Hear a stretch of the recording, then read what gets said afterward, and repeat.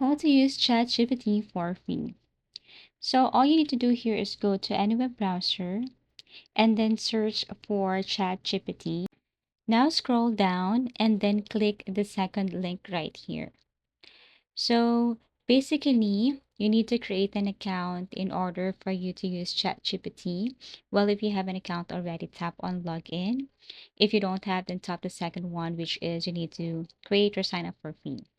Now, there are ways on how to create ChatGPT, Google account, Microsoft, Apple, or phone number. For me, the easiest way to create an account is through your Google account. So just click this one and then connect your Google account to your ChatGPT. And this is what it looks like. On the left side, you will see here if you want to create a new prompt, you will see here settings, also library, and also your account. To start with a prompt or create a prompt, you just have to click this empty box right here and then paste or start your prompt. You can also tap on this plus icon to see other features such as photos files, create image, a deep research, study and learn, and so on.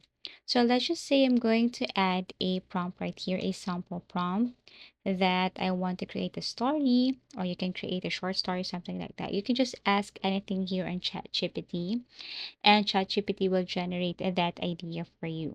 And this is what it looks like. So as you can see, ChatGPT have created or generated a short story for you.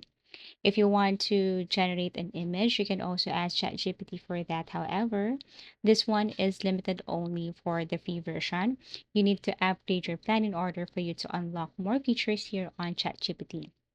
You can ask for revision, you can upload photos and recreate something from it. And these are the tools that you can use here in ChatGPT. And that's how easy it is to use ChatGPT for free. Thank you for watching and see you again in our next video tutorials.